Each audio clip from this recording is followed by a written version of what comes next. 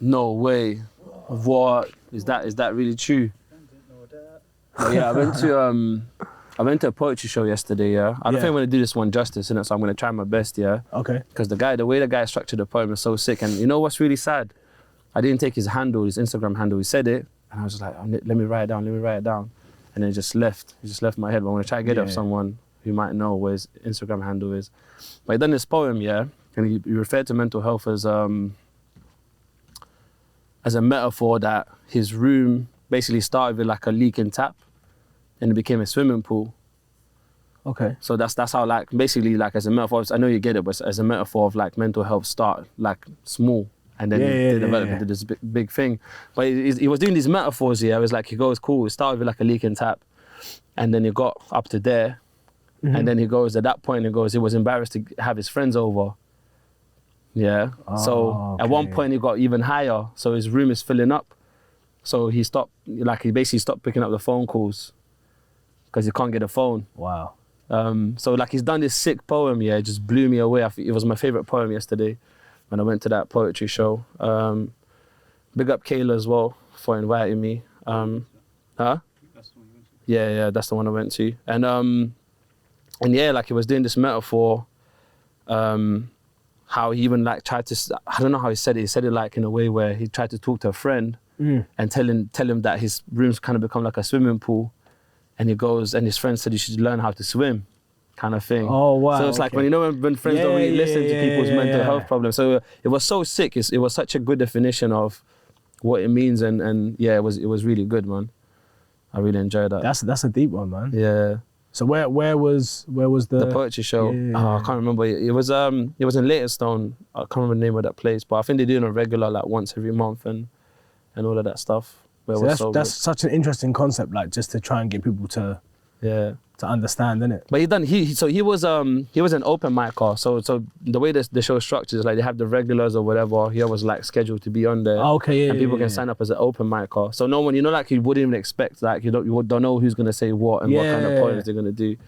And then this one. So it wasn't like a mental health thing. It was just he just brought it up. Yeah, no. So he done a poem on mental health. But it's just the way he done the metaphor. You know what? If I find the handle, I'll post it on this in the description, but also send it to you as well. So people can check it out. I don't know if he's actually done the poem on his Insta and posted it. Can you turn this off, by the way, Aladdin? Yeah, but I'm just sweating. Yeah, you can just press the button. Huh? You can just press the button. But yeah. All right. Anyways, welcome back to another episode. I'm joking. We don't do this. I was gonna say, we don't actually do these things. It's not structured, man. But listen, one of the things we do on this podcast, is the question I got for you is, what's the one thing that people should know about you? And how do you get your feeling of importance? Ooh, that's really interesting.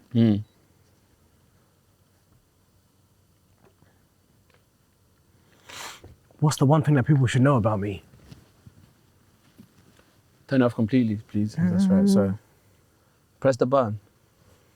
In what sense? Like, just like in terms of who you are, it's just like, what's the one thing that people should know about you? So like, if you meet someone, like, what's the one thing you think they should know about you that will help them understand who you are, or what you care about? I guess one of the main things about myself is that I'm Muslim, and so that's such a big thing, like a big part of my life, and like a massive part of my identity. So I'd say that's probably one thing that people should know about me. That I'm Muslim, and it's quite a big part of who I am. Do you know, one of the things I liked with what you were saying earlier, like when it comes to Muslim community, that people feel like seeking support for mental health and being religious doesn't really mix together, or obviously I'm not saying that's what you believe in, but there's people that will, kind of like... No, absolutely, like that's definitely a thing. I think that people feel that if you're going for therapy, that you're almost going against God, when actually, so I don't know if have you heard the story of the man who was in a boat and his boat basically sank, and he's there in obviously he's praying to God, and he's like, God, please save me. God, please save me. And a boat comes along, and the man says, jump on my boat. And he says, no, it's cool. I'm waiting for God to come and save me. And then he, again, another boat comes along, and he says, jump on my boat. And he's like, no, it's cool. Like, I'm waiting for God to save me. Ends up, this guy drowns, dies, meets God. And he's like, God, like, I asked you to come and save me. And he was like, I sent you boats. Yeah, but do you know what? I've heard that story before, yeah, and I think that story slaps, yeah. And I feel like I think sometimes there's a lack of, no lack of perspective. I think it's how we look at things, right?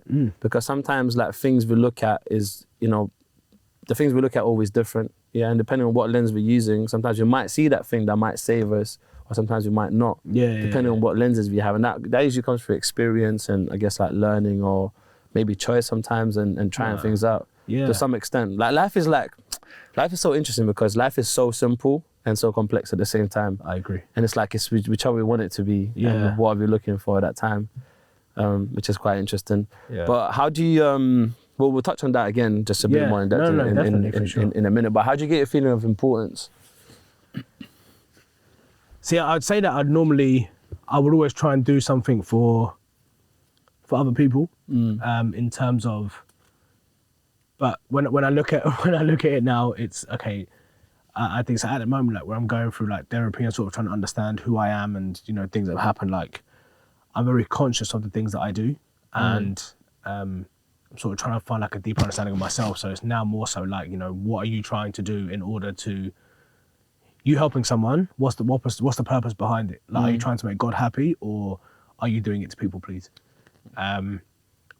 But honestly, like I listened to this podcast yesterday, and it's been so like inspiring.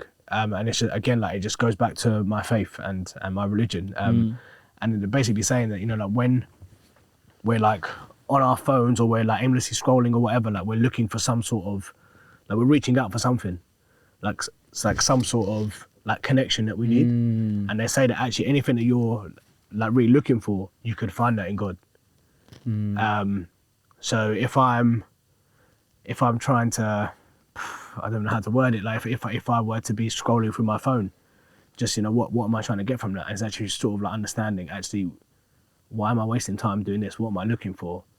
If I want reassurance or I need like a boost of confidence, I can ask God to give me that. We believe that God has like 99 names. So if I'm looking for peace, like God is the giver of peace, so I can say to him like, you're the giver of peace, give me peace. Yeah. But yeah, so I'd say like now more so my importance comes from my faith. Yeah. I like that. So I have an interesting way of looking at prayers, for example. Yeah. And also with what you said in terms of what people are looking for. So by the way, just as a disclaimer, like I appreciate all religion, so it's not like I'm not trying to diss anyone's religion or anything like that. But I had this, so I don't truly believe this, but I had this like concept or theory of what it means, yeah, because obviously, like I said, I believe in God, but I'm just not necessarily religious. I've had this concept of like when people pray, and it's like when I used to be a kid, I used to pray as well. And when I used to pray, I used to think, what does that mean? Like I've reflected on this recently, like maybe 2 years ago. And I just think, what does that mean? What am I praying for? And it's like, who am I having a conversation with? Then I realized like in a weird way, I'm actually praying and talking to myself. Like as if I'm the God of myself, if that makes sense. Okay. So it's almost like I'm asking, like saying to myself, like, hey, can you fix this thing? So if I'm going through something, it's like, then I'm praying, I'm saying, God, can you fix this thing? It's almost like I'm asking myself to fix it. And then I was thinking about what you just said now. That's why this came to my head. Thinking what you said now in terms of like when we look for stuff, like when we're scrolling or looking for things out there, actually, I think what I believe in as well is like that I have it within me already, whatever that I'm looking for. It's already there. So like it's kind of connected to that thought as well, which is slightly different, but it's just... No, but I get it, because basically like they say as well that like God's like holiness is within every person. So like regardless of how like your concept of religion, like for me, like if someone's faith is someone's faith and that's how they believe, like that's completely that's great. Like my faith is different and that's absolutely fine. Like we have different views and stuff like this, but I can respect that.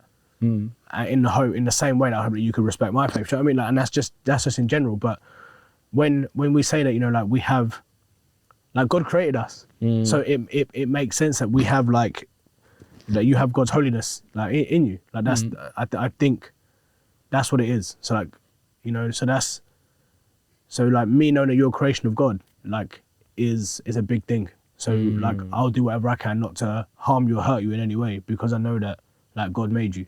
Yeah. So no, that's powerful, man. Yeah. That's really powerful. I want to get into the affirmations. Yeah. A little bit. Actually, you know what? I want to get into MenPowerment first. I just started laughing. I want to get into MenPowerment first and how, like, what was your journey or what was your sort of like catalyst or like the ignition to get to the point where it's like you said, you know what, this is what I want to do, and I want to like, you know, empower men and men's mental health. So, I actually like I lost my job back in 2019 out of the blue.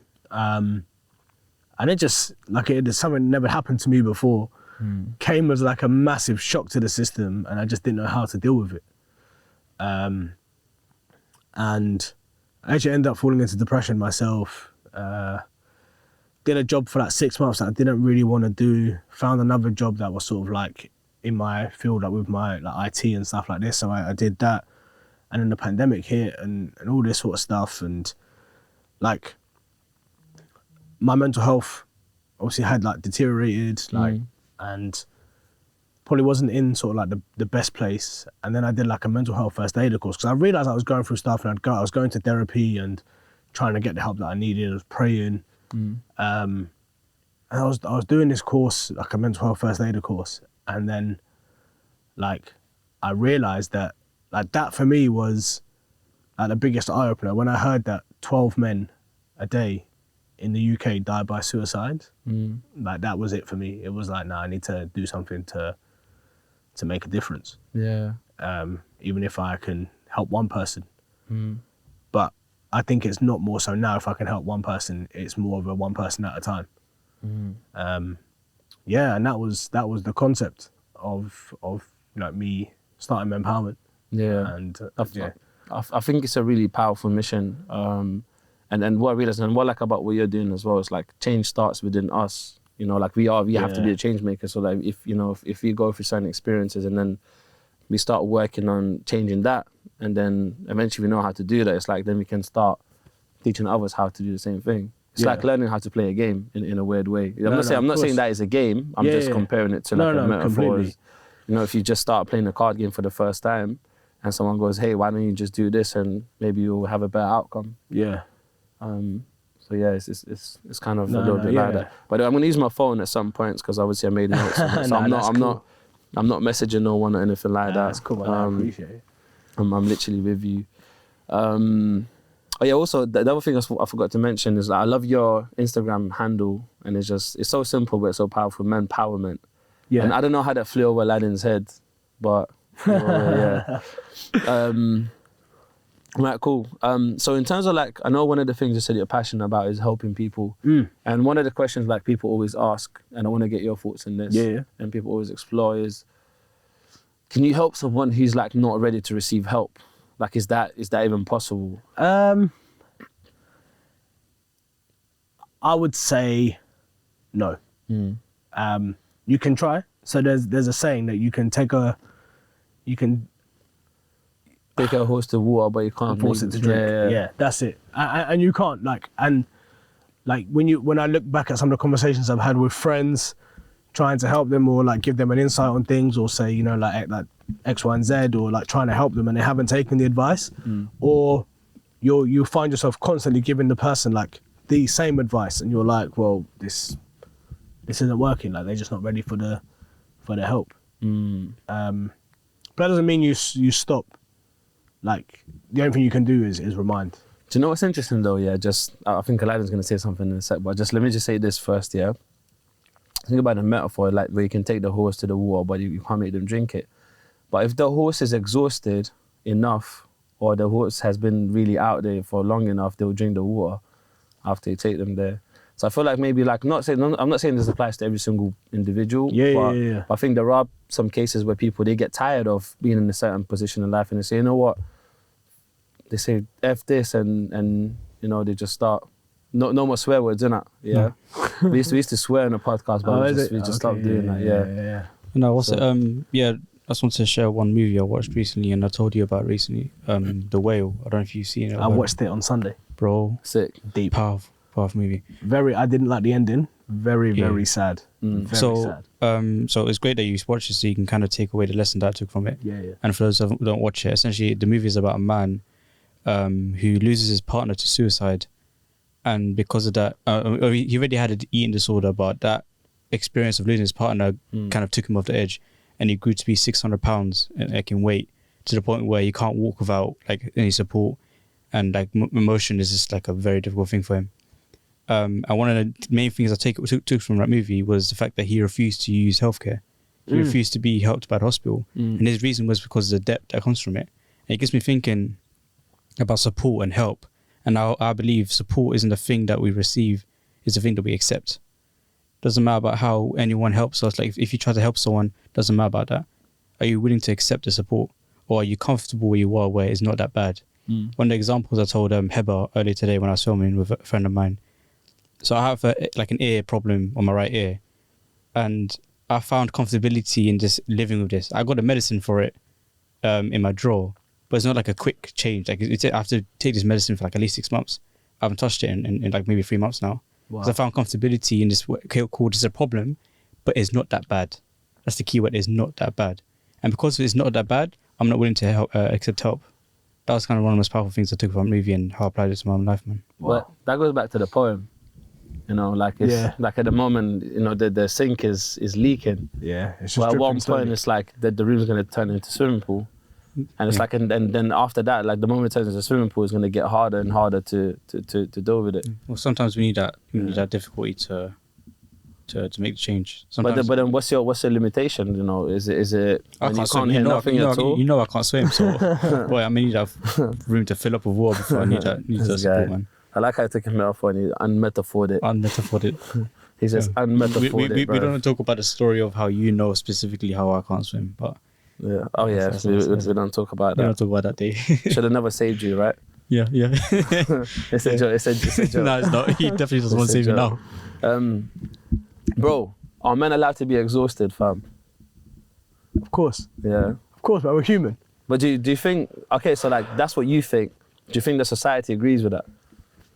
No, not at all. Not at all. Like as men, we're supposed to. You're not supposed to like cry. You're not supposed to like feel emotion. You're not supposed to. You're not allowed to be tired. You know, like you have to provide and protect and all these kinds of things. Like yeah, of course you can do that, but yeah, I don't think there's anything wrong with being exhausted, man. Like you're human. Like you can't. We're not superhuman. Like we get tired, of course. Like. And it's not a problem with like being exhausted, man. It happens. Yeah, it can happen to anyone. And you know what? It might even be just a man thing.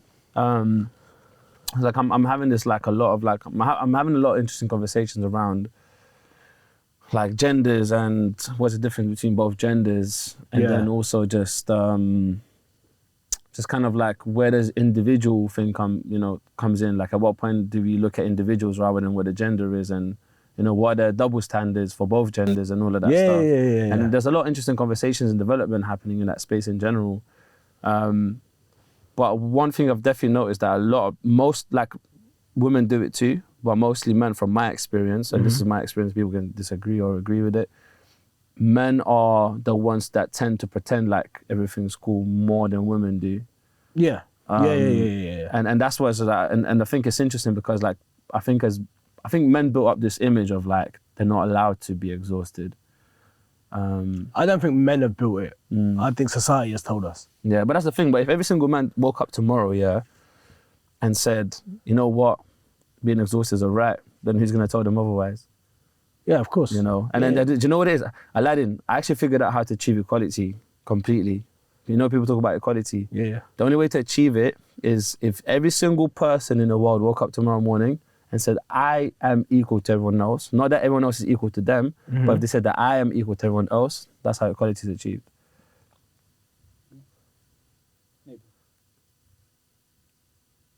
That's interesting, but I feel like it runs a lot deeper in the sense of, but equal in what sense? Because obviously our opportunities are different.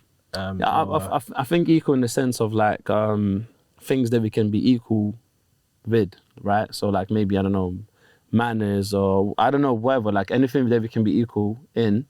Yeah. Because I understand, for example, like, you know, if someone's got a particular job, someone else got a particular job, they might be not equal in pay. Yeah.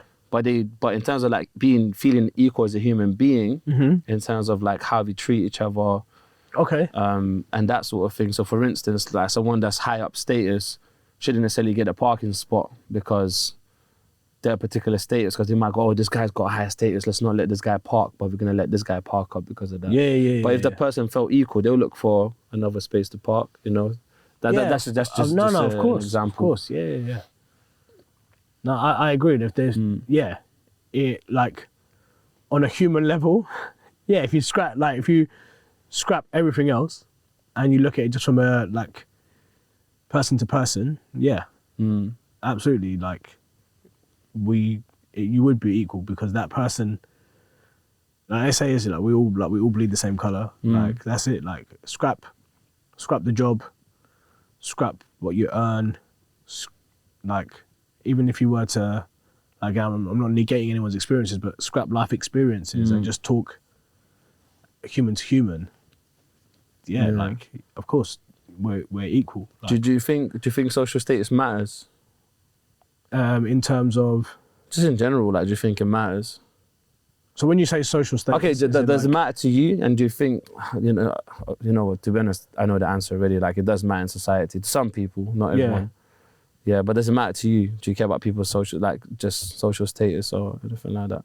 Not really. Like, I think I'm in my point, like, at a point in my life where, like, again, like, this is like my religious perspective, like, where I just, you know, like, it's, this life here is just so temporary.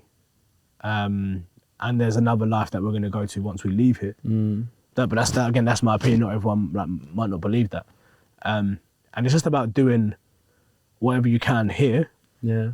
And how is what you're doing here going to benefit you in the next life? Yeah. Like, what good have you done here to build something in the next life? Yeah. There's a question on moral compass. Yeah, this one is an interesting one. Who's your idol? Like, have you got an idol that you can name right now? I wouldn't say that I have, like, an idol. Yeah. Or someone that's a role model, but someone that's, like, kind of, like, I guess, like, high up within the social status sort of thing. To be honest, because, you know, my wife asks me all the time, like, who do you look up to? Who are your role models? And honestly, like, it's very difficult for me to say. I would say that there probably haven't been, like, that many men in my life that have sort of, like, inspired me. But when I look at, like, obviously when I was younger, like, I used to look up to Thierry Henry. I'm a big Arsenal fan, so obviously he was someone I looked up to. But, like, now, like, when I look at, like, when I think about life and stuff like that, like, there's two people who are, like, no longer here that have definitely sort of, like, helped me and molded me. And so, like, or even, like, stories that I've heard from, actually want to be like that person. So I'd say one person would be, like, my granddad. So he died when I was 2. But from what I heard, like, we were very close, and the stories that I've heard about him, you know, I think he was of incredible character. But then the other person I'd say would be my wife's granddad. So he passed away 2 years ago. But, like, me and him would sit and we'd talk, and, like, the thing is, like, we would talk in, like, in Urdu, or we would speak in Punjabi, like, because I can speak the language fluently, and I think, like, that meant a lot. And he would tell me about his stuff he did, like, growing up, and he'd sit me down and he'd give me life advice. And his main focus, like, was always God, and he loved his family and his grandchildren and stuff like this. And he put God at the forefront of everything he did. And for me, that was so inspiring, because I'd never seen anyone else do that. So these were the people that I looked up to. So at the moment, I wouldn't say anyone. I think like I'm just in life right now. I'm just trying to get right with God, and see how I can move forward in life that way, man. That's it. Do you know what's interesting? Like, you completely spun it, because I was leading to like this point, where I was gonna have like a really interesting question, and it just spun the whole question. Oh, is it? What was the question? No, I'll get there, but I'm gonna have to rephrase. No, but that's beautiful to hear. Like, that's the thing, because once I heard, I was like, you know what, that's a really beautiful answer.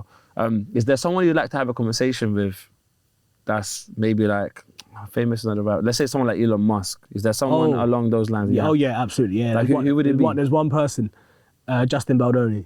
Justin Baldoni. Yeah. Who is he? Because I'm shit with. Okay, so he's so he was on a show called Jane the Virgin, and obviously like he plays like this real like masculine character, like he's like all the women love him, like all this kind of stuff, and he did a TED talk around masculinity. I've just finished reading his book called Man Enough, and he's just so inspiring, man. Like when you look at someone like him and he talks about how he's redefining masculinity, and I'd love to jump, like he's got a podcast as well called Man Enough, and I'd love to jump on his podcast and have that chat with him. Have you reached out to him? Have you dropped him? I have multiple times. I tag him in all of my stuff. He sees my story, because I tag him in my story when I post stuff, so he's viewed my story. He knows I exist. Keep tagging him, bro. I just got to jump on. I'm gonna start tagging him as well. I'll start tagging you, bro, at the same time. I just got to get on that collab with him. But yeah, he's one person that I really want to have a chat with, because he is another reason why I started MenPowerment. Like when I saw someone like him, and like the way that his social status and how he's ready to like redefine everything about masculinity and like dig deep. And when I look at some of the stuff that he's spoken about in his book and like the therapy that I've been going through, like it's very similar. Like we're very much aligned, like similar experiences, and like I think it might be interesting. Like even once it's over, we could watch the TED talk, just to give you an insight as to what he's like. Yeah. I'd like to do that. But yeah, so now we've done the full circle back to the social status. Yeah. So let's say you're meant to meet your friend on a Friday. Yeah. And then his name is Jason Baldoni. Justin Baldoni. My bad. Like I said. That's cool. That's cool. Yeah. Huh? Yeah, I remember the surname was just like it's different, isn't it? There's bare Justins out there, bruv. Anyway, no respect to Justin Baldoni. If you're watching this, I'm sorry, I hope he's watching it. Yeah. If you're watching it, let's collab. Yeah, let's collab, man. So yeah, Justin Baldoni hits you up, and he goes, you know what? Like I got time on Friday, 4 p.m. I want to meet with you. Would you cancel on your friend?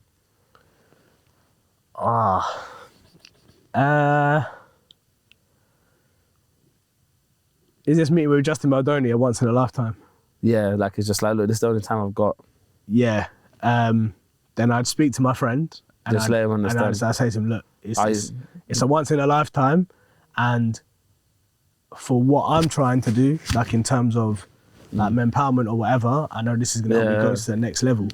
But look, I can see you whenever, like we're friends, right? So we can meet up the following day. Like you'll have more availability than Justin Baldoni. Hey, you're funny, you know. He used that line, like we're friends, right? do you know why I found that question so funny? Yeah, because I cancelled for far less.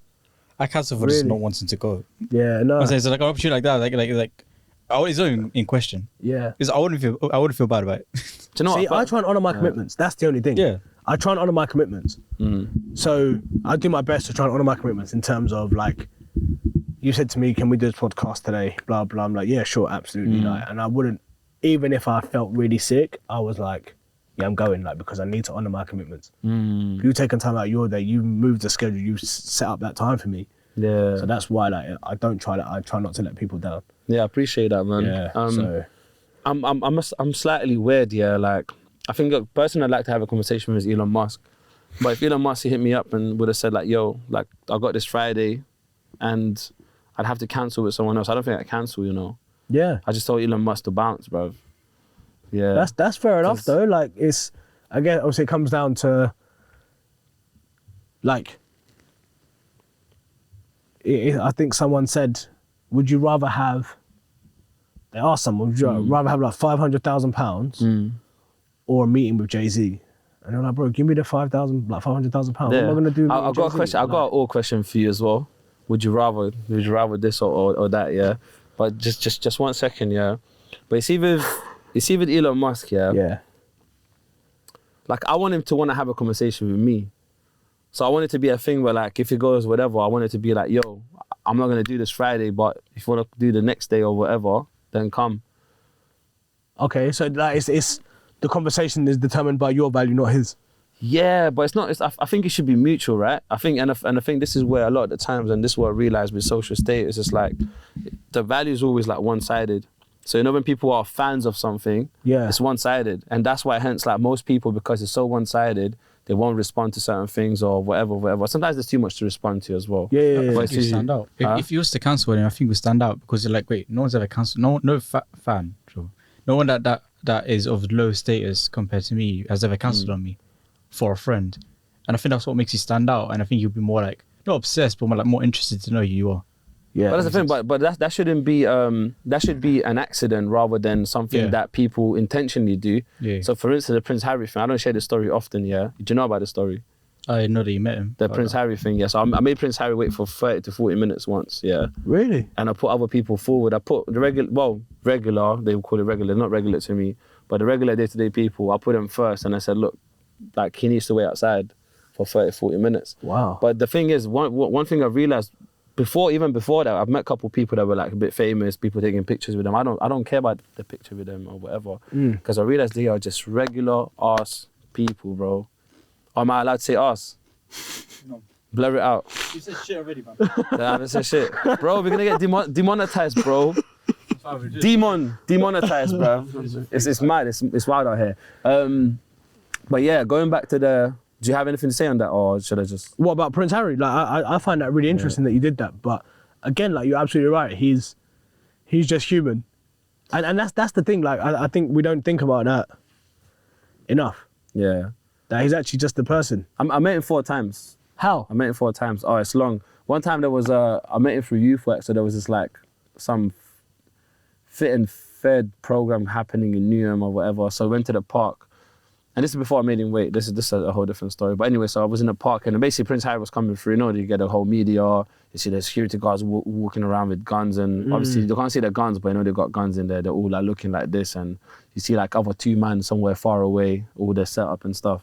But when it's coming through, the MP or the MP of the Newham borough came to me and said, listen, when he was telling everyone, it's like, when he comes around, just say, Your Highness Harry or whatever.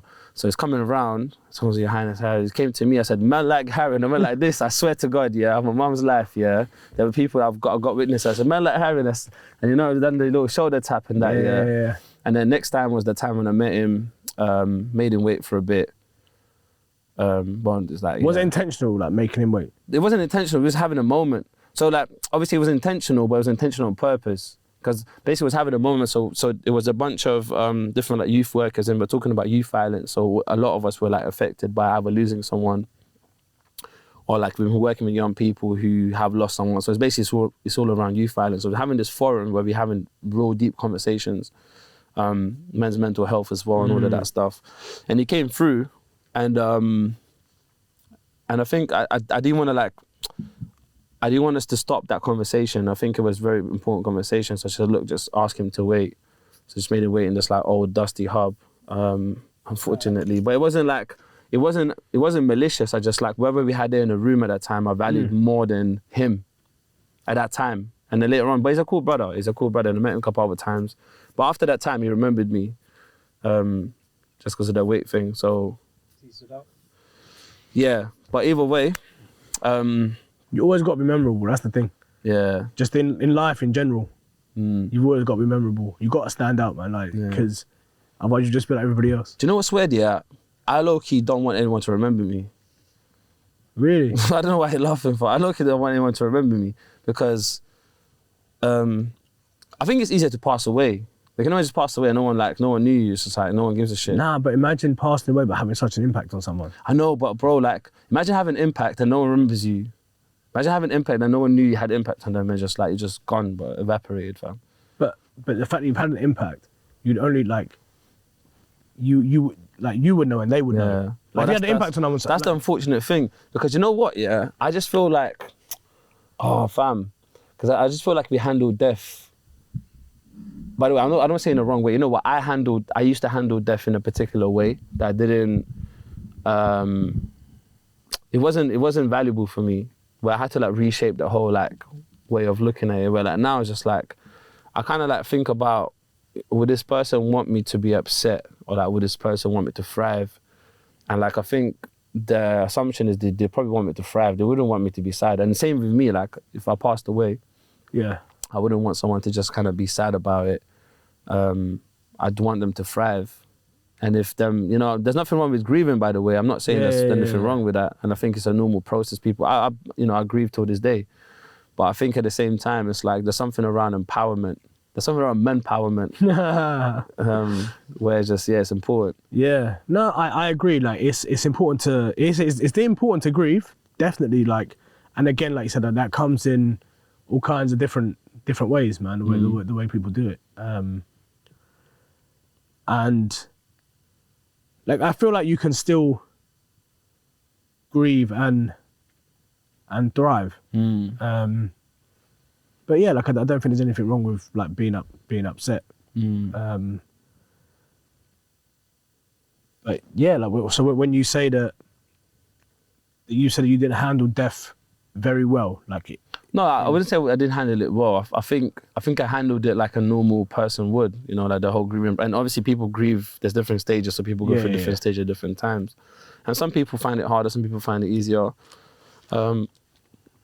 But it's I think I lost like people that I loved within like such a short period of time, and it's like multiple people.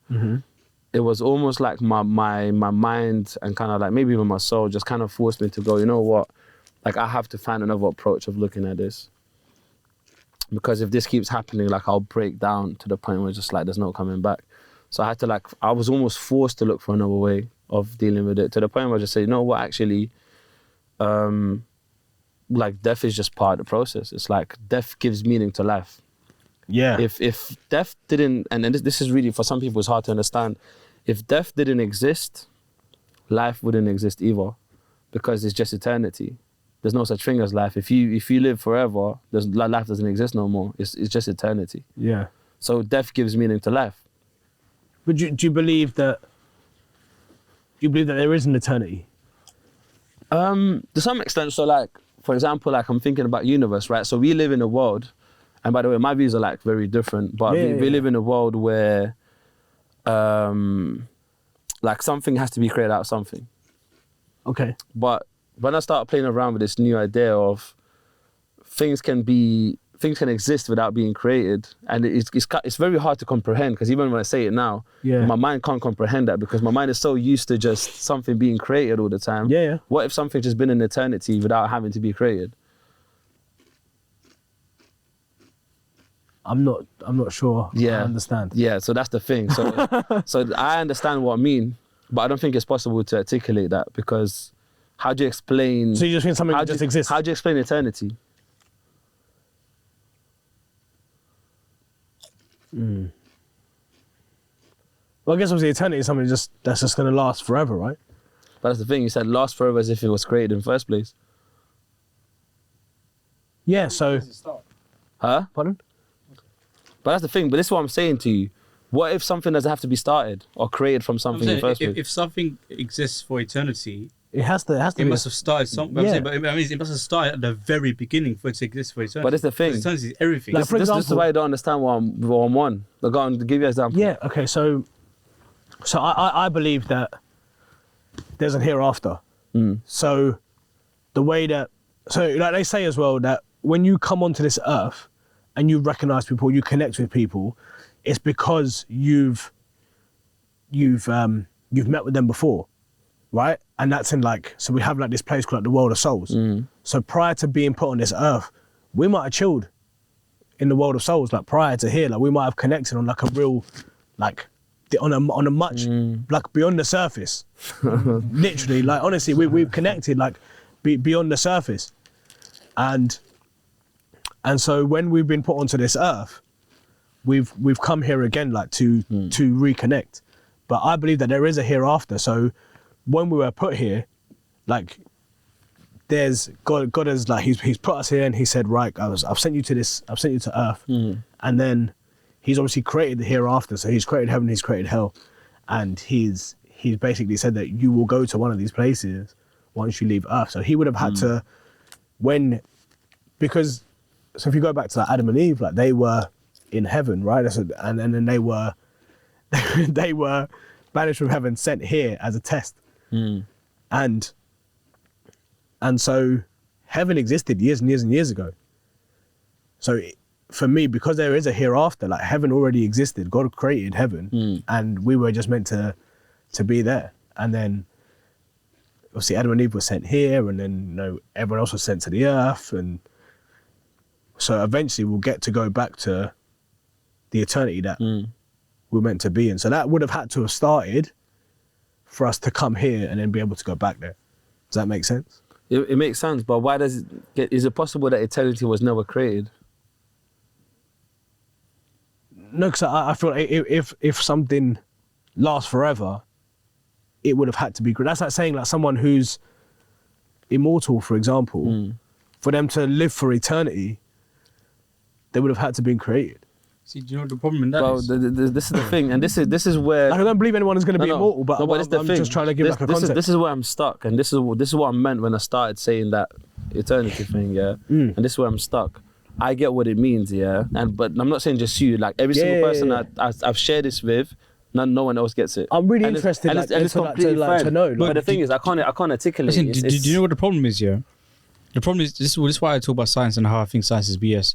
The problem is we live in a world where something must always start for it and something must always end. That's our rules. That's how we live.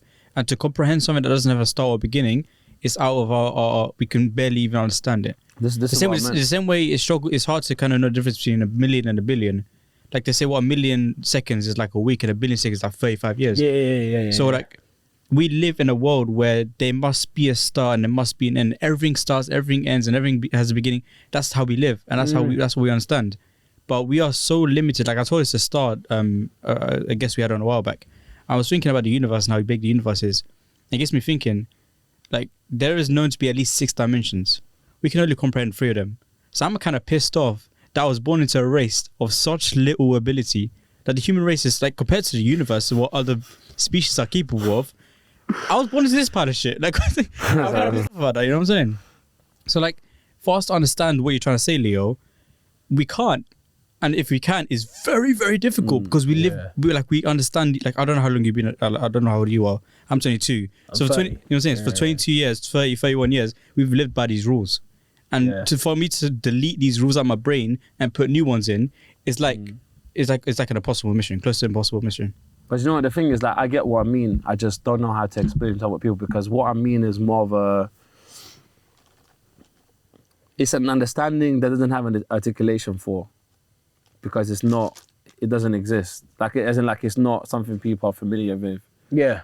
I get it. But either way. Like I said, like, it's hard for me to comprehend, but I think if I were to sit and dwell on it for like a little bit longer and actually like reflect on it for a lot more time, I might actually try and it might actually click and I'll be like, that makes sense. Maybe because I haven't had much time to reflect on it, that I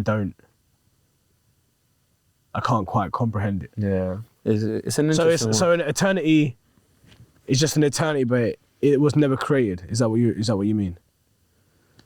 Okay, it's mad. I can't have that conversation on the podcast because you can't respond to it instantly. It's mad. But yeah, should I do the would you rather question? Yeah, go on. That I promised to do. Yeah. Let's go. Let's do it. All right. Would you rather? I'll add some context as well. I'm taking part in this as well. Huh? I'm taking part in this as well. Yeah. No, you want to be in part, yeah? Alright, cool. So you know what? Yeah, 100%. I think you'll like this one. Yeah. Would you rather have 1 million subscribers on Instagram? Yeah. Yeah. Or £1 million? Pounds? Yeah. No. Ooh. Here's the thing. I'm thinking about it from a business perspective, innit? Your foot is in the shop, by the way. Oh yeah, so let me just add some context. But by the way, the followers you have, not subscribed, the followers you have on Instagram, the 1 million followers, then they're not bots. So they're not like inactive bullshit accounts or like some stalkers or whatever. They're all actually the people that mess with your content. So it's like 1 million followers that really like your content and they interact with you. Here's my response here. I think so. I'm looking at it from a business perspective.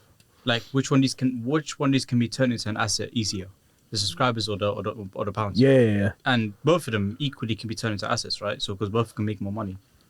But now it's like cool. Now that money thing's out of the way, I now care about people. I care about relationships. I care about becoming a better version of myself and allowing other people to do the same. Yeah. And if I have 1 million individuals, not bots, individuals, like that's that. Like I guess I have power in it. I have like if I say something that I'm saying it to 1 million people. If I call you a dickhead, I said it to 1 million man, and 1 million people heard me say it. So they might look at you differently.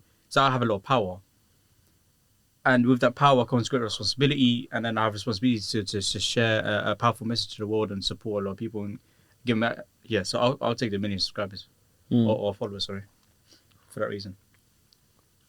That's interesting. Do you know what? It's something that I've never actually thought about. Because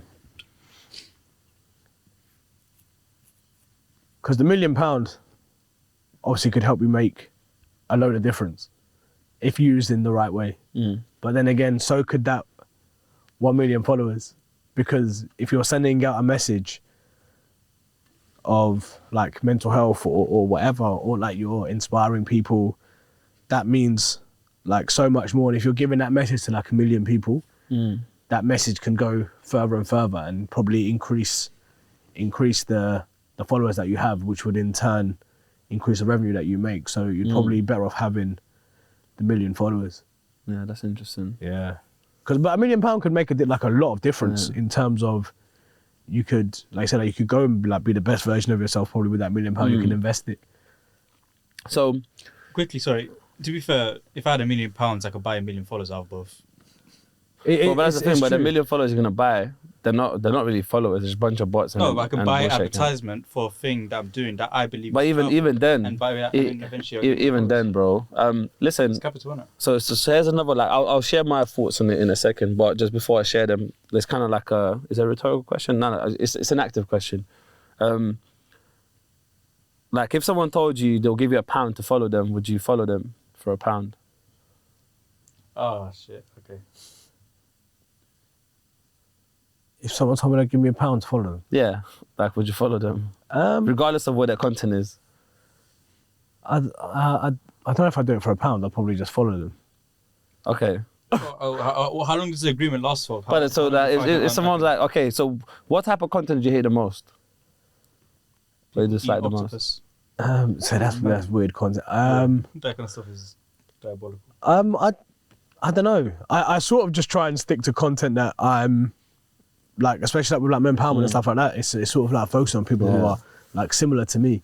All right, so someone, okay, here's one for you. Someone does octopus content, yeah? Yeah, okay, and they'll say like £1 to follow them. Would you follow them for £1? Yeah, cool, I'll follow you for £1, man. For £1, yeah. Interesting. Like if you, but it's, I guess again, like if someone wants help, like promoting stuff or like needs a follower, and it's like it depends on the content. So like for example, if people are out here, like I don't know, say like the content is them. So like the octopus stuff, like you know, like if they just want a follower, yeah, cool. Like I'll help them. Say you give it for free. And, yeah, do you know what I mean? Or like promote. Like they say, oh, like can you just like promote my account or whatever? Like yeah, cool. Like I'll put your thing on my story or whatever. This person's trying to do this, but if it was something that I completely disagree with, in terms of I don't know, man, people like promoting like domestic abuse or like degrading women or stuff like this, and I'll be like, nah, like I'm not gonna promote that sort of stuff. It depends on the content. Yeah, the point I'm getting to. So I personally would take 1 million followers, and the main reason is because I feel like if I have a follower who's really like interacting with what I'm doing and taking value away from it, I feel like that follow is worth more than £1. Yeah. I think, if anything, I think it's priceless. I don't think you can even put a price on that. No, absolutely. I mean, technically, some people say you can put a price on anything, but I don't think you can put a price on it. But what I mean is that having 1 million followers that are meaningful and authentic is way more valuable than that £1 million.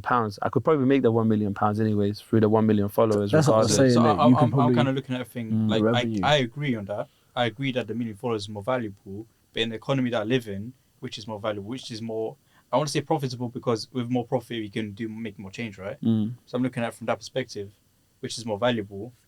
I guess it's more of a humanitarian kind of perspective. But if you're putting out a message to like 1 million people plus, and say each of them followers are people that will interact with your content, that message can go way further, and that'll probably in turn increase the revenue that you make. I was gonna say on the guy that offered me £1 to follow him. The first thing I'll tell him is that's a poor business model. Because to get 10,000 followers, you're spending £10,000. Yeah, True. You have to sign a contract to maintain these followers. But how crazy is that? It doesn't seem like a lot to give someone £1 to follow them, but then when you actually add up, you just go like, oh shit. Yeah, like, that's mad. But even I think of the whole if I had like 10,000 followers, for example, like out of the 10,000 followers, let's say for example maybe 2,000 of them are bots. Yeah. And let's say about 5,000 of them are actually people that actually look at my stuff. If I had like a GoFundMe page for something that I want to do, and I ask each individual person for £1 each, and I have 5,000 people that care about my stuff, that's £5 right there. Yeah. So you can just go on OnlyFans and sell your toe pictures. I sell my socks. How about that? Yeah, it's some crazy stuff going on OnlyFans, man. But yeah, man. You might went blank, innit? Huh? No, I didn't go blank. I'm just chilling, fam. Do you know what it is? I'm experimenting for once, just chilling, bro. Like, just meditating, fam. You picked the right On a environment to do it. podcast. Nah, it's good, man. It's good to like meditate and just chill. But like you said, like when you plan absolutely everything, you've got no space for like spontaneity. You got and like spontaneity is so important. Like it's good to be spontaneous and just have them spontaneous conversations, man. And that's the thing, like, I'm like, if I sit here in silence, someone's going to fill in the gaps. So, Yeah, no, of because we feel course. the need to do it. That's you know what I've had. That's like from my experience in doing this pod for what now, a year and 8 months or whatever. I've realized there's this, because it's like, let's say for example the conversation is an hour and 15 minutes, hour and a half, whatever. Whenever there's like a moment of silence, I used to always get kind of uncomfortable. Yeah. And I used to feel the need to kind of fill the space. And then when I see other people doing it as well, I look at it from a different perspective. It gets me thinking like, what's this rush and need to fill the space of words and fill the space with noise and uncomfortability with silence? Why do we always have this? Like right now, I'm doing the thing that I'm talking about. I'm filling this space of noise because I'm uncomfortable with the silence. But the question is why? But it runs a lot deeper than it comes down to our experiences. So again, like going to like therapy and really sort of like understand, like when I talk to people and I take a minute to myself, they're like if even it's on the phone, if someone said something and I'm sitting there processing, like, are you still there? I'm like, yeah. Like, because if someone said something, I try and take it and process it. So it might take me like a little bit longer to respond. But a lot of people get uncomfortable with silence because they don't know what's coming next. Yeah. They don't know if you've made them feel like that, or if like you want to tell them something but you're scared to tell them, or So we have this need to just to define the silence.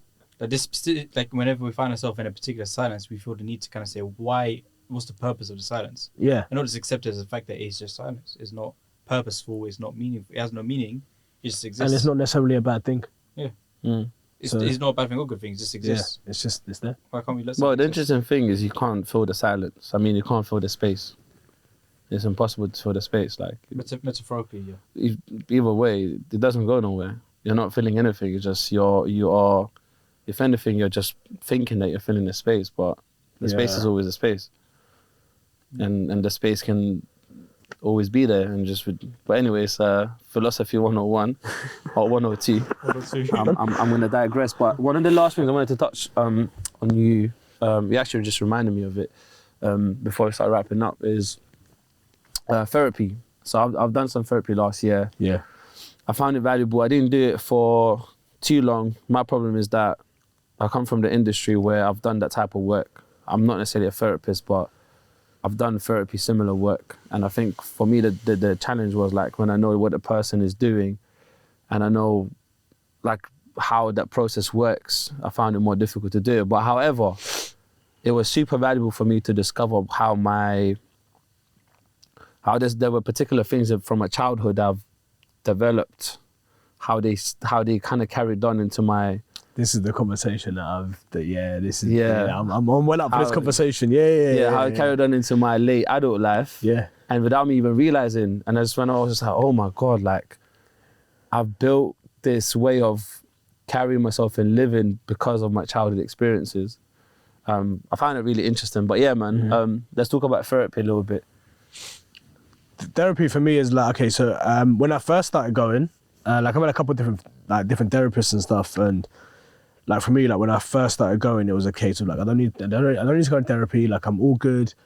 I myself, like before I even started like MenPowerment, had like a real stigma around therapy myself. Like you only go to therapy if you're crazy. Like it was really bad. Like and I can openly say like these aren't my views anymore, and they were way before I really sort of like touched my mental health properly and really understood it. Like I thought people just go to therapy because they're like in like dire help, and I was like, well, I don't need like that sort of help. When actually, Your sink was leaking at that time. yeah, of course. But that's the thing. I feel like a lot of people still do have those views, and hence why it's so hard to tell people. Like sometimes it's almost like an offense. Like if you tell someone like, yo, they should try out therapy, like it might help you, and people are like, what? Me therapy? But you can tell they benefit from it. It's just, but they have this stigma around what it is, and unless they experience it sometimes, they can't knock it off. No, absolutely. But I feel like where you just said that my sink was leaking, it wasn't even like that. It was like the water was up to here, and I know I can't swim, but I'm in denial about how I'm feeling because I know it hasn't. I'm still good. Like I can breathe. Like that's the main thing. I'm breathing. So I think that's what it was in terms of I was in denial how bad things were. So it might have been really bad, but for me it was like it ain't that bad. But I'd say like more so like recently, I really wanted to sort of like get into my childhood stuff, and like I've learned so much, man. Like connecting with my inner child, and like this concept will be like hard for people to grasp, because some people like don't understand it, and it's just like in terms of, I remember like my first therapy session, I sat and, my therapist said to me, he was like, connect with your inner child, like, and I was like, how do I do that? And he said, look, just sit and imagine a scenario, and like I close my eyes and I see young me there sitting and playing, blah blah, like, and like to have that connection, because there's always a voice in our head that will say like this or whatever. So he said to me, like, ask a question, how old? So I'm 30 years old, and he was like, ask your inner child, how old are you? And I said, how old are we? And he said, 17. And he was like, that's crazy. He's like, because you got a lot of catching up to do. So the child that you see is 8 years old, but that 8-year-old has just told you that you're 17, but you're actually 30 years old. So your 8-year-old is protecting the 17-year-old. Wow. Which is crazy. Wow. So he was like, now what I want you to do is, so imagine I sat there and he was like, now what I want you to do is, he said, I want you to run through all of your achievements from the age of 17 to 30, talk about them with your inner child. Tell him what you've achieved. Tell him how far you've come. So I sat there and I went, we've done this, we've done that, we're married, like all this sort of stuff, And like, and he was like, and what does your inner child say to that, And I was like, he said to me, like, I'm really proud of you. And like, for me, like, Joe, I'm not even gonna be, like, I'm not even gonna be scared to say it. Like, when I heard that, like, my therapy sessions, like, to go through this childhood stuff and realize what I've been through, like, it kills, man. So I'll cry through my therapy sessions, like, and I'm not scared to say that, like, obviously, if I'm out here like promoting men to be like open and talk about things, I can happily say that, I've cried during my therapy sessions. Yeah, that's a normal thing. But for my inner child to say to me, like, I'm really proud of you, like, or I'm proud of us, like, meant so much to me, because it's like, like, people have said it to me, but for me to say it to myself, like my younger self, to be like, I'm really proud of you for this, like, that just means so much more, because that's when it really hits home. Other people can say it to you, like, oh yeah, I'm really proud of you, you've done this, you've done that, but if you don't feel it on the inside, what good does that? Yeah, because you've got that internal validation, which is exactly that's the shit, Aladdin. Yeah.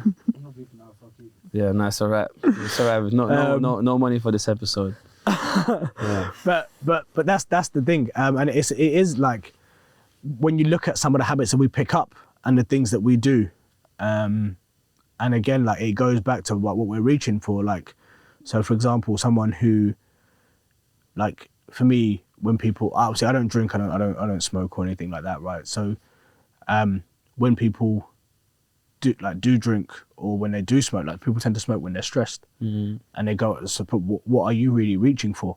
Are you rather than looking for, okay, if I go have a cigarette now, it'll take away the stress. But actually, what if you were to sit down, and this is the uncomfortable part, where something's made you feel a certain way, or you feel overwhelmed and you feel stressed, and then you sit with it and feel where it comes up in your body, and actually understand, okay, hang on, why do I feel like this? What has this person done, or what have they said to make me feel like this? And I think like the one thing that I've learned is like journaling. So every time I sort of like feel overwhelmed or I feel upset or whatever, like I'll write about it, and the pen will just go. Yeah. But it just tends to be that a lot of things go back to like childhood. Yeah. So for like me, like growing up, for example, I would never like it when plans would change, because I would see it a lot, like plans changing. Like we'd be like, plans to go somewhere and it would change, and that's it, like we're not going out, we're going to do this instead, blah, blah. And when that started happening as I got older, when that started happening like, as I got older, and like even like being married and like seeing like plans change will really get to me.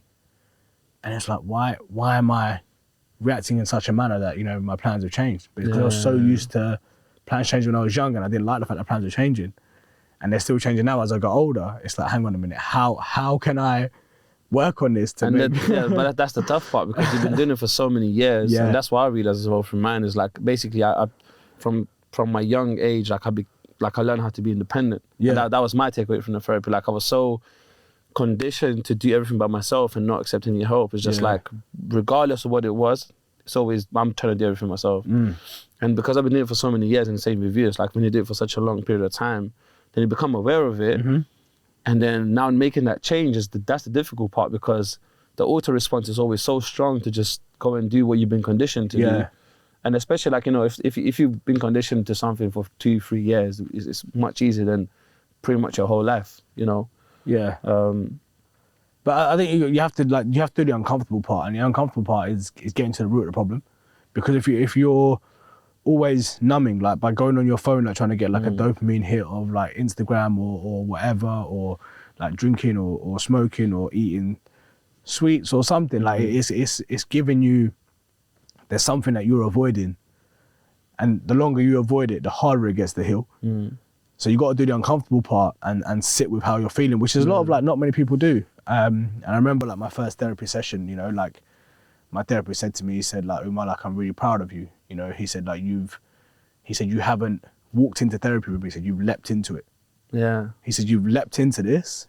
Like I'm just sitting there crying my eyes out, man. Like, and he's like, no, like you've leapt into this. He's like, you've gone against the grain of what society says that men should be. And I said, yeah, but that's me as a person, because that's what I'm trying to do and show other men that you can do this. I said, you know, I run my own men's like mental health initiative. Like I'm trying to get men to do the same thing, to tell them like, yeah, like it's fine to go to therapy. It's okay to cry about things, man. It's all right to talk about And things. if you can't do it, how can you tell other people to do it? Exactly. Exactly. So yeah, it's a big thing, and like there's so much more work like that I need to do. Like I know it, but like I'm grateful that I'm on this journey and really sort of trying to find myself and do this inner child work, and like it's the inner child work is the toughest stuff, man. But it's draining. Like it will mentally drain you. Like you'll feel exhausted. But it's one of the best things. Fam, I feel like I've done the other. I feel like I'm on the opposite spectrum. You know, I feel like I've got the outer child and I've got inner adult.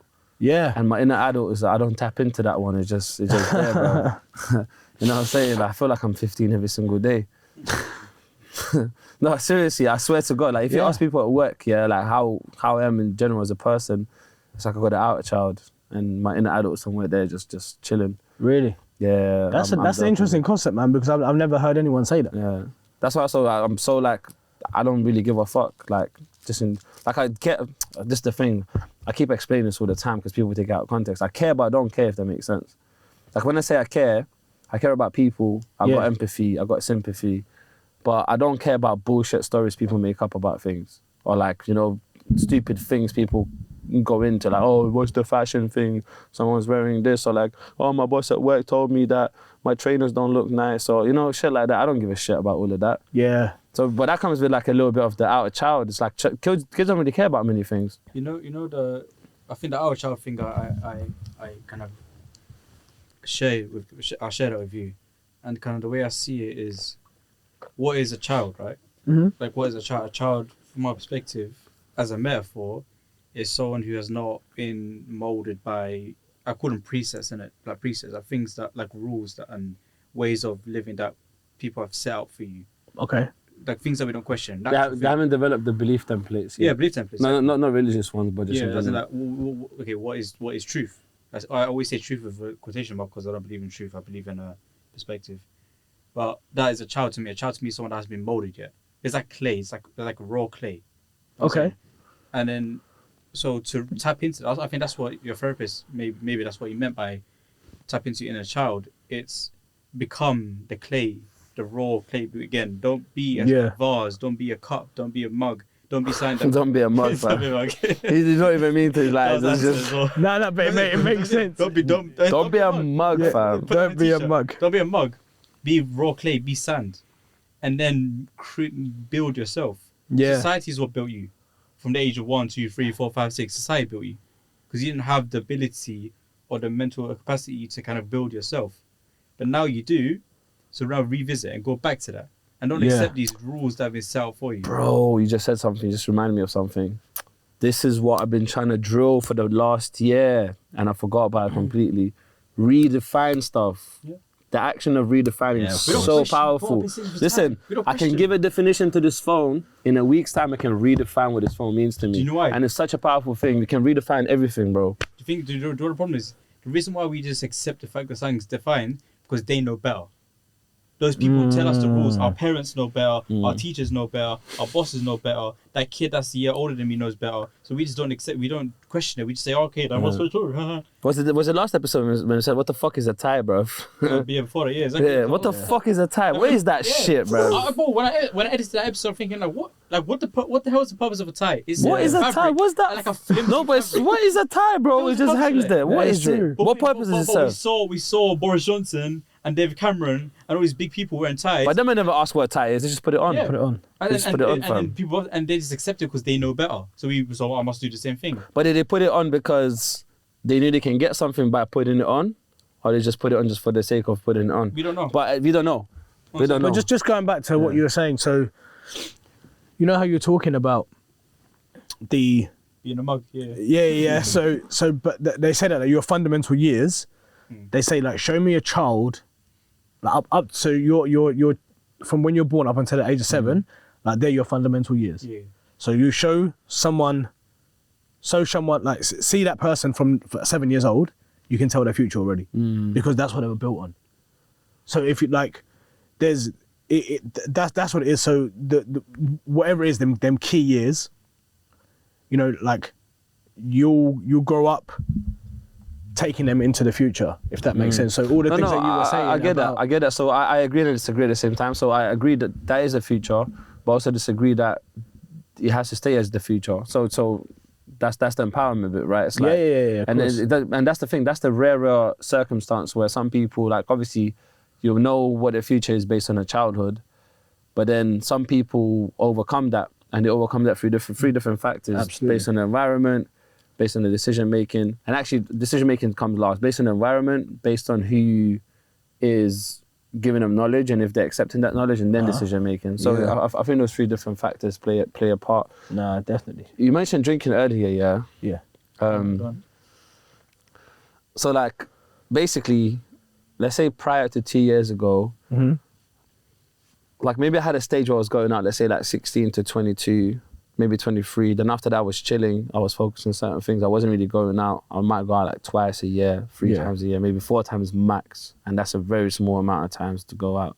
And I used to look at people like, yeah, these lot, and I knew that these lot going out for something else. They're looking for something. Yeah. So I went through that stage of like not going out. Then last 2 years, I've been out a lot. Yeah. And it's funny because I just reverted back into not going out just recently again. I'm out sometimes, but rarely. And I'm not drinking. But the funniest part is, yeah, like last year I was so caught up in going out.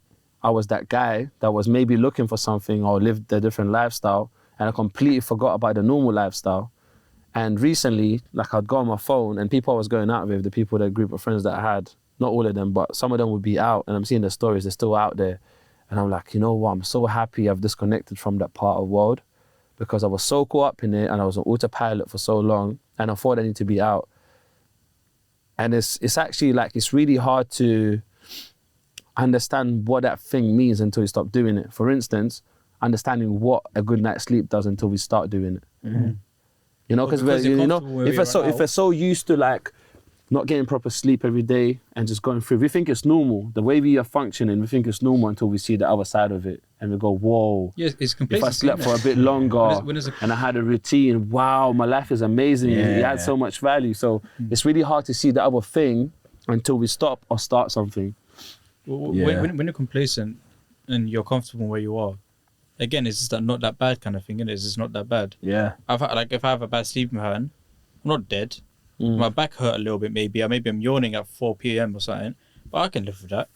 But until it tragically like changes your life significantly, that's when we have to make the change. And or magically, yeah. Exactly. Doesn't have to be tragic. But with the whole drinking thing, I don't know if you want to talk about it. No, go on. Yeah. With the whole drinking thing, so one of the stories you told me recently about when you stopped drinking, you said you went out and you was with a friend of yours, and your friend of yours was like crazy drunk, and you were sober, and you told me about how you basically fucking hated him. Like you just hated I don't hate him, bro. No, you hated him in that moment. In that moment, he was like, I didn't hate him in the moment. I hated his state. Let's just clarify something, okay. Yeah? Sometimes, like, I don't hate people. I hate the actions. Yeah. And I separate actions from the person. The actions define a person, no? No, not all the time. All right. So sometimes someone might, you know what I'm saying? Sometimes... That's a very interesting concept. Yeah, like what you said, but also what you said. They're very... Like it's very like two ends of the spectrum, it's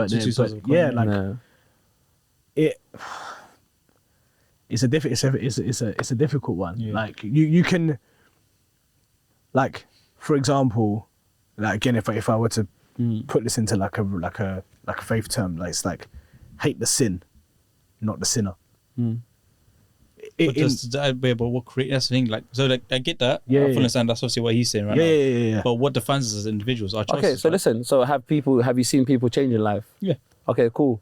So are those people their actions? Are those people that? Because what I'm trying to say, if they change and the actions change, but having then the capability they're not to change and actually doing are two completely different things. Yeah. We all have the capability to do whatever the hell we want. Is what we do or not. So in the time period where they're doing the sins, they are sinful people, and I see them in that way. But when they make the change, that's when when we start understanding that the actions have roots. Okay. Yeah. The actions have roots. The actions are not just coming out of nowhere.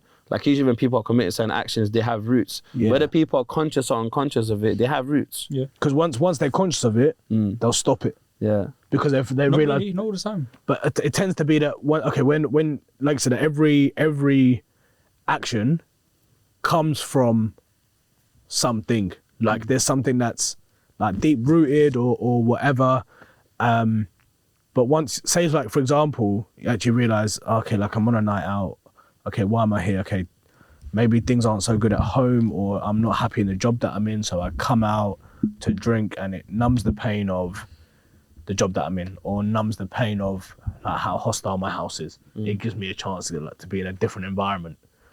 But maybe, like I'm not saying everyone drinks to numb something or whatever, but what I'm trying to say is that maybe if you find that's the reason that you're drinking, you might think, actually, hang on, okay, I understand that my household is hostile, and actually what can I do to make a difference? You know, how can I make a change? Or, you know, I hate the job that I'm in and it's causing me to come home stressed every single day, and it forces me to drink because I've had such a stressful day at work. I want to drink because I don't want to think about work. I don't want to think about anything else. If everyone did that, then this world would be significantly more advanced. So something I say a lot is, like, we will say the first step to solving a problem is to identify the problem, right? Yeah. That's also the worst place to stop. And we all, like, a lot of us do it. A lot of us just stop there. It's like if I had a bad sleeping pattern, I'm like, oh yeah, like, you know, when you talk to your friends, my sleeping pattern is dead, man. It's crazy, but I'm not doing nothing about it. I just acknowledge it and that's it. Yeah. Worst place to stop. And the thing is, a lot of us do it, me included, especially. Yeah, me included. I absolutely agree with you. Yeah. That's the thing. So if all it took was for us to identify the problem, to us fix the problem, this world would be way more advanced than where it's right now. I absolutely agree. So it is a case of identifying the problem, and then it's a case, okay, now what do I do to fix this? I think there's a step that we're missing. I don't think it's what do I do to fix this. I think there's a question like, do you want to do anything about it? I think that's the step. I think the step is like, cool, we know what the problem is, and it's the same thing with awareness. Like the moment we become aware of something, you go like, and the question is always like, what do I want to do about this? Some people don't want to do fuck all about it. They don't care about doing anything about it. No, that's true. Because they just go, you know what? Because sometimes they might not see value in the change. They might not. Sometimes it's this is kind of really, really powerful kind of to think about it this way. Maybe they, like, if I was to be a certain kind of way, well, you always call me a wanker, and so does a couple other people. They call me like a wanker. Like, this is my being. This is how I am. This is the type of person I am. And sometimes it's annoying to work with. And as a result of that, I have lost some clients or whatever. Now, do I want to change that because I want to maintain the relationships? Because like, if I was to work with you and you're being a certain kind of way, and this is just who you are, I might not want to have that relationship because it might hinder my experience of life. So like me or you or whoever changing the way they are so that they can enhance the relationship, is that enough of a reason to do it, or do we have to do it for ourselves? If I want to change, must it be for my own self, or must it be for the benefit of the relationship that I want to have? Yeah, because I think it comes down to if you're doing it for somebody, like for the sake of someone else, then you're doing it to people please. Yeah. So it takes away from, because does the quality of a person matter? So if, like, for example, if I was to change the way I am to be more closer to a woman, opposed to me doing it to be closer to Leo is someone that I have significant more respect and value for, and I think someone does it change? Is it people pleasing still? It's still definitely people pleasing. Okay. But, and that comes down to, like, people pleasing tends to come down to validation, because you need that external validation because you're not validated in yourself. Yeah. And also, like, if people have said that you act a certain way, I think that's something that you'd have to sort of like sit and reflect on and be like, actually, am I like this? You know, is the impact of that so much so that I am like losing clients and people don't want to work with me? Because, like, for me, like meeting you today, death staring me. I don't know. For example, like for me meeting you today, like I feel like you're a nice enough person. Like I wouldn't say like, oh, like I would never want to work with this guy again. But if something were to happen and I thought, oh, like he was rude or abrupt or whatever, and I'd say to Leo, or I'd say to you, like, come on, like during that podcast, I thought you were a bit like this. Yeah, of course. But if I'm not the only person to say that, and multiple people have said it, it's pattern recognition. Yeah. It might be a case of actually, what am I? It might be like an internal thing for you to like go in and sort of, what's causing me to act like this or be a certain way? Because you know the saying, hurt people, right? Yeah. And it's facts. You know, so I do have like a challenge I want to put into the space, and when I say this, I don't say it to get instant response. Think about it, or kind of say it straight away, respond straight away is up to you. That is, so a lot of us, I think everyone here in this room agrees that what is kind of normal and what is common isn't always really the best kind of thing. A lot like majority of that was popular. Of the way of being, it tends to not be the best. Like, you have to, a lot of us believe in validation, have this need for validation. A lot of us say that, this a great example is, we ask what motivates you when a true thing is what, like, motivation is valueless, it's discipline kind of thing. So like, that's kind of what's the common thing. Now, if I'm a certain kind of way, and I truly believe that the way I am is the best way to be, and I'm getting a lot of people look at me as a certain kind of way thinking this guy is not really kind of, he's essentially a dickhead from their perspective. If I'm in the mindset of, but what's majority is BS anyway, I'm gonna say, like, I don't know, like, if I'm articulating it well, but like, does that make sense, kind of thing? Like, how do I respond to that? So I think what you're trying to say is that if you're different and you know that you're different, that's not a problem. Of course. Well, it's like if everyone's telling me I'm a dickhead, but I'm in the mindset of, but your definition of dickhead is a poor definition. How do I kind of approach and respond to that? So I guess the question is, are you different intentionally, or are you different by accident? And I think that's what it comes down to. Yeah, that's good. That's a good question to ask. Because, you know, when it becomes intentional, then it's slightly different to just being different by accident. Yeah. Yeah.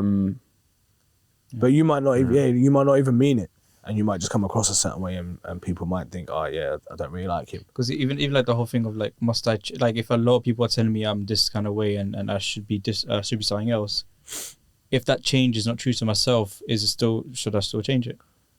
If I'm changing, because if it's that people pleasing, then if like 20 people that I'm working with all say I'm a dickhead, and I have to go and become less of a dickhead, or their definition of the word dickhead, So is that still people? But for what reason? Sorry to cut you off, go on. but for what reason are they calling you that? I don't know, maybe it's a thing, like, maybe it's like, okay, great example. Leo knows this very well, and a lot of people that I work with regularly knows very well. But I think is I prioritize on humor. And I prioritize on the type of humor where, like, you've seen it today, I've called this guy a dickhead at least 5 times. Since you walked into the room. That's so funny. But yeah, that's kind of my kind of, that's Okay. so what I call that is strengthening the relationship. I don't like the whole using nice words to be nice. I like using bad words to be nice, kind of thing. That's kind of my approach to strengthening the relationship. So making jokes, making fun of people, and hoping they do the same in return. That's my way of being. That's my way of building a strong relationship. Now, it works with Leo, it works with Heba, it works with Sachin, all these people that I'm working with regularly, but I might not work with everyone. Now, here comes someone who is a great person, but doesn't kind of build up a relationship in that kind of way. They have a different way of thinking. And maybe 20 people that I'm working with have the same way of thinking. Yeah. Now, do I have to change? Do I have to be more nice and use nicer words and that? But that's not true to myself, is it?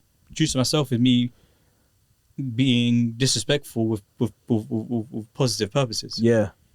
What do I do in that situation? It depends on the person. So, like, for example, if you were to say that to me, I'll be a bit like, I don't understand. Like, what have I said to this person? Yeah, of course. For him to. I think that's why I kind of use Leo as an example. I do it to Leo first, and then when I do it to you, you understand that's how I am. But the real question is that who you really are. But it also comes down to the other person's experiences. Yeah, like, for example, if I grew up where people were calling me that, like, say for example, like people, like, I genuinely upset someone, and that's what they called me. And now I've grown up, and like the first month meeting you, and you call me that, it's going to take me back to that place. Yeah, of course, because that's part of me that's probably unhealed. Yeah, and I don't really understand, like, why you said that to me. So it's a bit like, like, it will probably trigger something in me to be like, hang on a minute, I met this guy for the first time and he's called me that. He's called me a dickhead, Yeah. I think that's why I do, like, that's why, like, a lot of guests that we have onto the podcast aren't people that we see regularly. Yeah. I'm saying, so, like, I always like to just break the ice with the people through Leo, because I have a strong relationship with Leo. I didn't now make those jokes with him, so they don't understand the type of person I am or what I like to do. And that allows comfortability. The interesting thing is, that's not who you are. I think, as a joke, I think you're a good you. I think no, but seriously, I think you're a really good, nice person, and I don't think those jokes I could be wrong. This isn't a story I made up about you, but I don't think that's who you are. I think that's a process that you use to connect with people. Yeah. My thing is maybe that's not the best process. Maybe. Yeah, it's a process, but it might not be the best process. And going back to the other thing, it's like just as a throw out there thing. It doesn't hurt to try something different. Yeah. I've definitely tried. So it doesn't hurt to try something different. I think I want to go a little bit deeper. Yeah. Okay. And again, this is probably like because of like where I am on my own journey and stuff like that. But what are you hiding behind this persona? So in terms of like you having to use these words to connect with people. So what are you hiding behind this persona? Like, why can't you just communicate? I'm not saying you can't communicate, definitely. but in terms of, oh, hey man, how you doing? Blah blah. Like, rather than like swearing at people or calling them names, rather than being like I said, you're disrespectful. Yeah. Because no one just like it's just I'm just interested in to find out sort of. It might be a bit too deep. No, but we can upset. Yeah, Leo's gonna love this, innit? Yeah. That's when I get pressured. But so I can tell you the story I've created for myself and the thing that I believe. Okay. Whether it be my truth or not, it's my truth as far as consciously that's my truth. Subconsciously might be something different. Okay. Anyway. So consciously something that you've thought about and you acknowledge. This is about to give some bullshit, but let's go. I'm sharing what I consciously believe. That's all I can share, right? That being, Now, the whole being nice and whatever, I do that where necessary. So when I meet a new client, when I meet a new person for the first time in a professional setting, etc., etc. Okay. I believe that's the social and the social norms.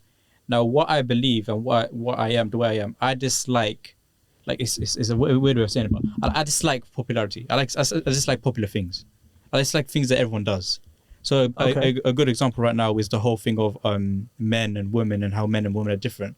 And that's such a thing that's been said so regularly to the point where even the word men and women pisses me off. It's triggered because it's said so regularly. Like my belief is we're all human. Before a gender, we're human. So anything that a man can do, a woman can do, vice versa. And because it's said so often, and I'm editing podcasts and I'm watching podcasts, so I'm constantly talking about men, women. The words are triggers alone because it's so regularly said and popular. Now that's who I am. So stuff like that are kind of generally popular and kind of standard, I kind of like to avoid it. So the whole being nice and introducing yourself in a certain kind of way and whatnot, like because it's such a norm, it just bothers me. So a great example of so I had a podcast I was filming for a client a couple months ago, and she brought on a guest, and when the guest walked into the room, she said, her name is Camilla, Aladdin, and Camilla. She introduced us, and the first thing I said was essentially the guest brought Heba, the host, a plant as a gift. And I didn't say hello to her, the guest. I didn't say nothing. The first thing I said to her was, that is the most inconvenient gift you could ever give someone. As a joke. Like, your gifting responsibility was kind of what I'm trying to say to her. And I said as a joke. Thank fuck that she took it as a joke. But there are a lot of people that would take it offensively. Yeah. And those who do take it offensively, I'm bothered by it because it's like, why is your understanding that first understanding is he's trying to be rude. He's trying to be offensive, trying to be... So you have a problem with understanding, but he might have a problem with what you said. Exactly. Yeah. So what it is, so you have to understand that it's not all about you. Yeah. And it's not about them understanding you, but having their base level of anything that's said that's rude must automatically mean it must be rude. And like encountering these people, I struggle to build a relationship. And it's like it's understanding but not doing nothing about it. So I like to kind of, yeah. All right, on that note, I don't know. Oh yeah. On that note, we can carry on this conversation off camera. I think we should carry this conversation off camera. But yeah, we're gonna start checking out. Cool. I just wanted to touch on. So the first the conversation that we had about we were talking about. So you mentioned how when you sort of when you would talk to yourself and it was like you were talking to the God in you, like in terms of what I wanted to add to that was in terms of obviously the concept that I used of that, God created us. So anything that we sort of asked for, or we said can this be fixed? It's God would have inspired that conversation. Do you know what I mean? So where I know you sort of see it as there's a God in you. But for me, it was I said, it's a case of we have God created us, so there's a holiness of God within us, things that are done. God has, if we pray for something or ask for something, that's been inspired by God. Do you get what I'm trying to say? So I'm not trying to force religion upon you or anything like that. But then also from my point of view, I'm not trying to say that I have God in me that I am a God. Do you know what I'm trying to say? It's more I get that. It's the holiness of God. God has created us as people. God's created. We're God's creations. In His eyes, we're perfect. So when we ask, they say, when you ask for something or you make a prayer, it's because God inspired that prayer. Yeah. But I just wanted to touch on that again. But again, like you said, obviously, you believe in God and stuff like that. And I'm not here to push religion down. No, 100%. Like I said, listen, I'm all for different views and 100%. I respect your views. 100%. Absolutely, man. Yeah, and I think that's a good addition to it. I think that goes in really nicely with what we spoke about at that point, and it covers some stuff really nicely. I think for me, like I said, I believe in God. I'm not religious, but I want to chat to God. I want to, you know what I'm saying? Yeah, no, of course. Actually, I shouldn't say because if I believe in God, that means there is no if. When I chat to God, I'm gonna chat to Him properly and just be like, well, her. I don't know if it's a him or her because people. Bro, if that, I'm gonna chat to it properly. Do you know what I mean? If that's the way you see God, man, that's this is the thing. People people perceive God in such a different way. You know, some people might believe that God is like spirit. People might believe that God is like, you know, like God is like supreme. Like to Well, but that's the thing. But that's the thing. A lot of people will find this offensive, but you know what? That's my opinion. I don't care. I'm onto God. Like I'm onto God right now. Still. But I'm onto God. When you say that, what do you like in what? Just like I got problems with God right now. Like there's, you know what I'm saying? You got problems with God. Yeah. That's an interesting concept. Yeah. Me and God got beef right now still. That's like I said. Some people might find it in a certain way. I'm not trying to make a joke of it. I'm being serious, by the way. But no, but again, so like just going back to that, like it's like your views are yours and mine are mine, and I respect yours completely, man. Yeah. So And I respect yours too. I respect everyone's views. And I think that's the beauty of.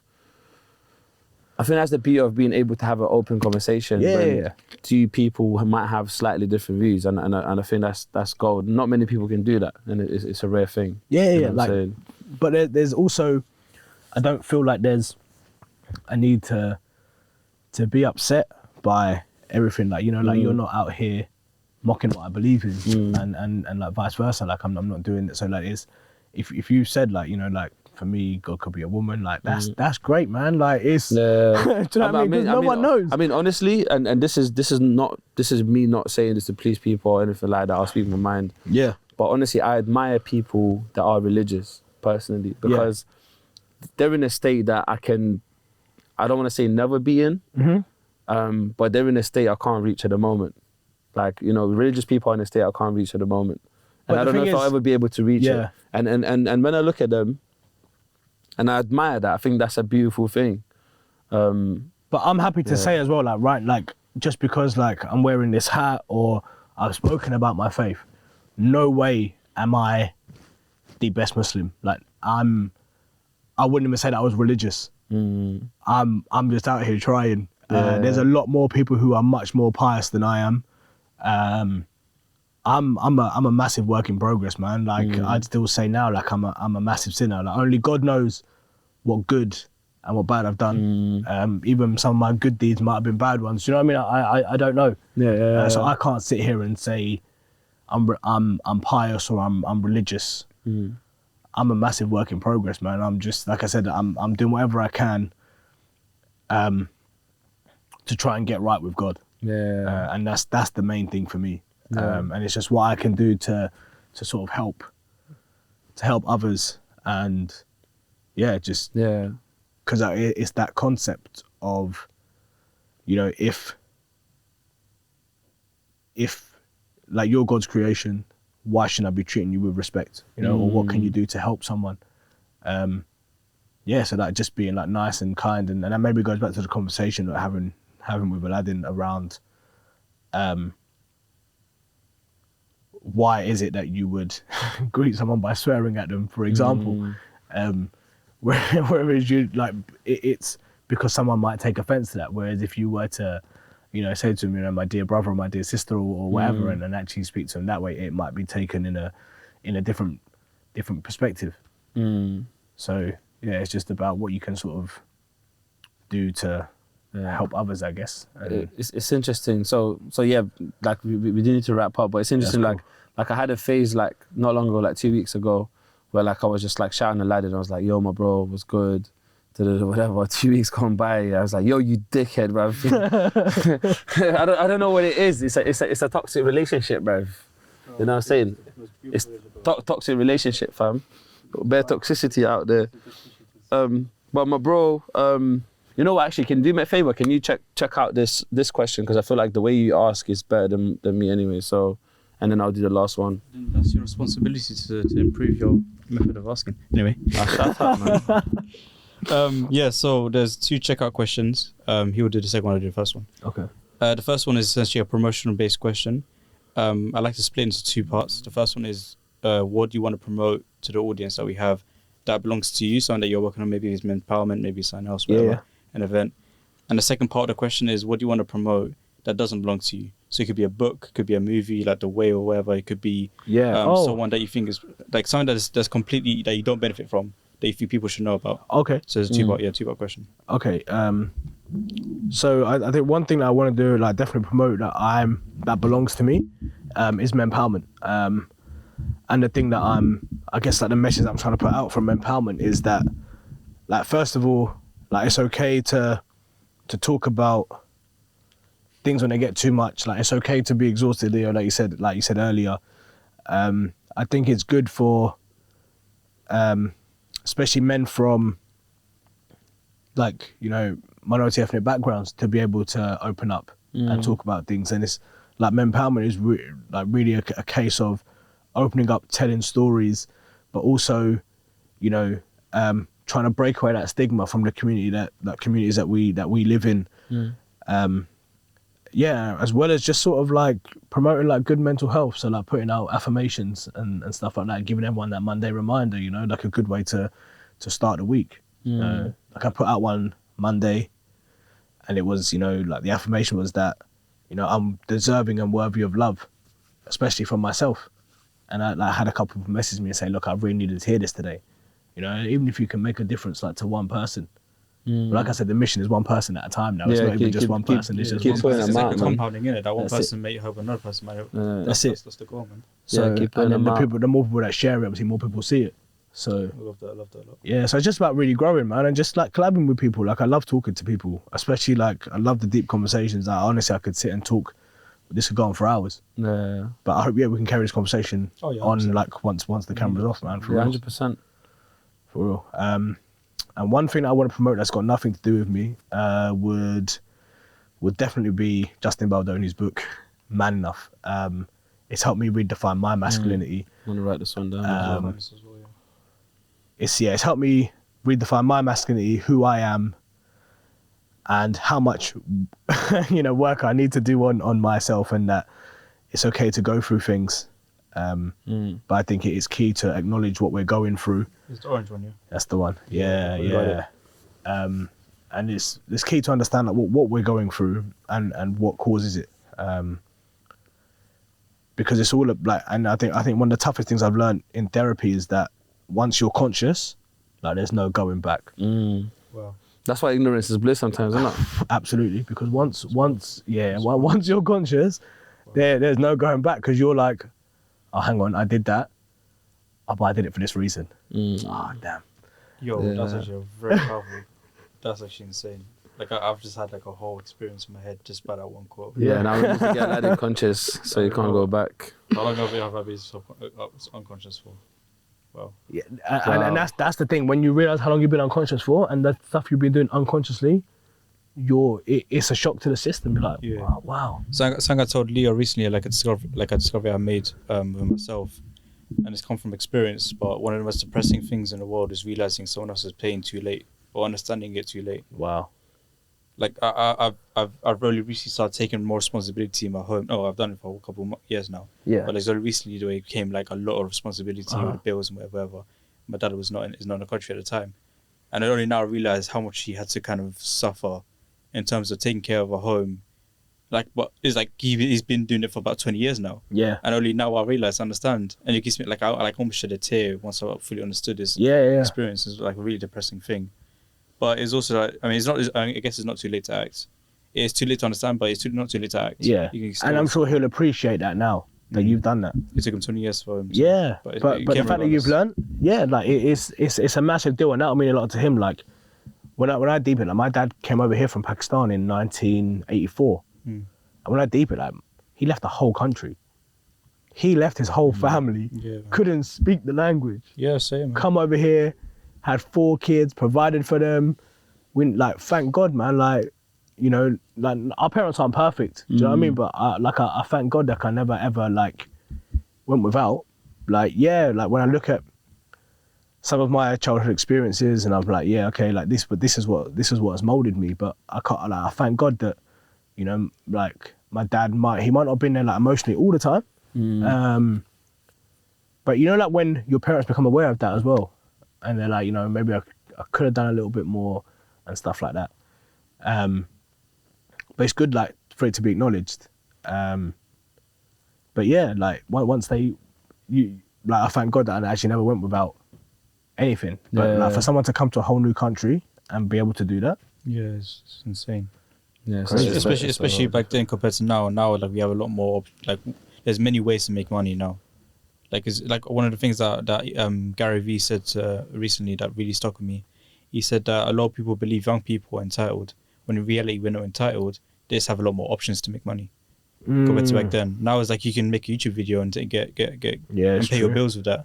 But back then you didn't have that option. So for someone like your dad and even my parents to come from a different country, even Leo, to come from a different country and still find a way to provide with so limited opportunity, it's insane. It's crazy. It's insane. Honestly.